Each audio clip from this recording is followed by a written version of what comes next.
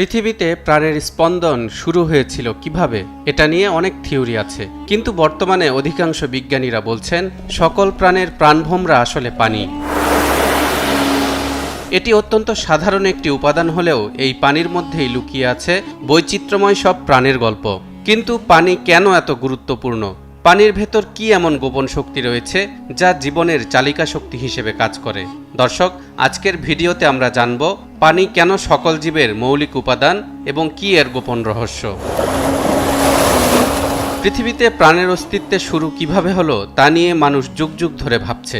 তবে কোরআন থেকে যেমন জানা যায় পানির মধ্যে আল্লাহ সৃষ্টি করেছেন প্রাণের প্রথম উপাদান, ঠিক তেমনিভাবে বিজ্ঞানও আজকে প্রমাণ করেছে পানিই জীবনযাত্রার মূল উৎস। আসুন আমরা এই দুটি দৃষ্টিভঙ্গির তুলনা করি এবং দেখি কিভাবে তা একে অপরের সাথে সঙ্গতিপূর্ণ। কোরআনে আল্লাহ তাআলা বলেন, এবং প্রাণবন্ত সবকিছু আমি পানি থেকে সৃষ্টি করলাম, এরপরও কি তারা বিশ্বাস স্থাপন করবে না?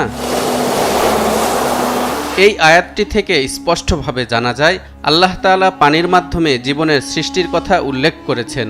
পানি, যা পৃথিবীর সমস্ত জীবের জন্য অপরিহার্য, তাকে আল্লাহ সৃষ্টির এক মৌলিক উপাদান হিসেবে উল্লেখ করেছেন। এটি কেবল প্রাকৃতিক উপাদান হিসেবে নয়, বরং জীবনের ভিত্তি হিসেবে আল্লাহর অসীম শক্তি ও পরিকল্পনার অংশ। এদিকে আধুনিক বিজ্ঞানও জীবনের সাথে পানির সম্পর্কিত গুরুত্ব প্রমাণ করেছে।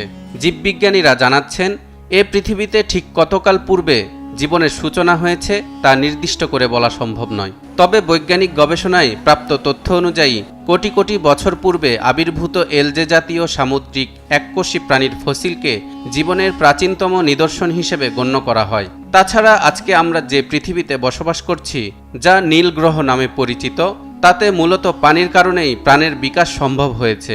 তাই তো জীববিজ্ঞানী এবং গবেষকরা এটিকে লাইফ ডিফাইনিং মলিকিউল হিসেবে বিবেচনা করেন। সমস্ত জীবের গঠন, যেমন মানবদেহ বা উদ্ভিদ, প্রায় 60 থেকে 70% পানি দ্বারা গঠিত। পানি মানবদেহের বিভিন্ন জীববৈজ্ঞানিক কার্যক্রমে গুরুত্বপূর্ণ ভূমিকা পালন করে, যেমন কোষের ভেতরে থাকা রাসায়নিক প্রতিক্রিয়া, পুষ্টির শোষণ, তাপমাত্রা নিয়ন্ত্রণ এবং বর্জ্য পদার্থ নিষ্কাশন। বিশেষজ্ঞদের মতে পৃথিবীতে জীবের প্রথম সৃষ্টি হওয়ার পেছনে মাটি, পানি এবং আকাশের এক ত্রিমুখী যোগসূত্রতা রয়েছে। এই একত্রিত উপাদানগুলো পানি থেকে জীবের উৎপত্তি ঘটাতে সহায়তা করেছিল। তাই তো মহান আল্লাহ তাআলা বলেছেন, তিনিই সেই সত্তা যিনি আসমান থেকে পানি বর্ষণ করেন, যাতে রয়েছে তোমাদের জন্য পানীয়, এবং তা থেকে হয় উদ্ভিদ, যাতে তোমরা জন্তু চরাও। এখন প্রশ্ন আসতে পারে, জীবন সৃষ্টির জন্য কোথাকার বা কোন ধরনের পানি উপযোগী? সমুদ্র প্রাচীন প্রাণের আবাসস্থল হলেও গবেষণার আলোকে অনেক বিজ্ঞানীরা প্রাণের প্রথম উৎপত্তিস্থল হিসেবে স্বচ্ছ, স্বাদু বা মিঠা পানিকে বিবেচনা করে থাকেন। যেই মিঠা পানির উৎস বৃষ্টি।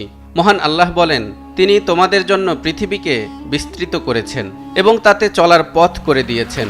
আকাশ থেকে বৃষ্টি বর্ষণ করেছেন এবং তা দ্বারা আমি বিভিন্ন প্রকার উদ্ভিদ উৎপন্ন করেছি। এই আয়াত থেকে ধারণা পাওয়া যায় জীবন সৃষ্টির জন্য আকাশ থেকে বর্ষিত পানি ব্যবহৃত হয়েছে। অন্যদিকে আমরা এটাও জানি বৃষ্টির স্বচ্ছ ও স্বাদু বা মিঠা পানি বিশুদ্ধ এবং তা পানের উপযোগী হিসেবে গণ্য করা হয়। ঊর্ধ্বাকাশে বজ্রাঘাতের ফলে উৎপন্ন নাইট্রোজেন অক্সাইড এই বৃষ্টির পানির সাথে মিশ্রিত হয়ে নাইট্রেটসে পরিণত হয় এবং পৃথিবীতে নেমে আসে, যা অনুকোষ বা জীবকোষ গঠনের মূল RN, DNA ও প্রোটিন প্রস্তুতির জন্য প্রয়োজনীয় অ্যামাইনো অ্যাসিড গঠনের অপরিহার্য উপাদান।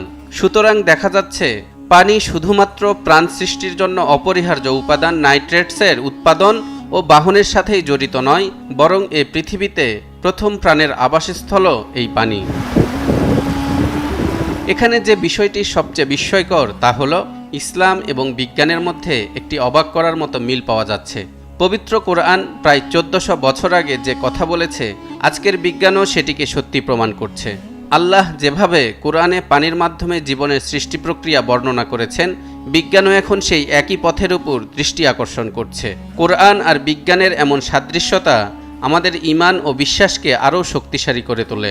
পানির মধ্য থেকে প্রাণীর উৎপত্তি, এটি কেবল একটি শ্বাসরুদ্ধকর বৈজ্ঞানিক সত্যই নয়, বরং এটি আল্লাহর অসীম সৃষ্টি ও রহমতের এক উজ্জ্বল নিদর্শন। তালহা ইবনে রেজা, নিউজ 24।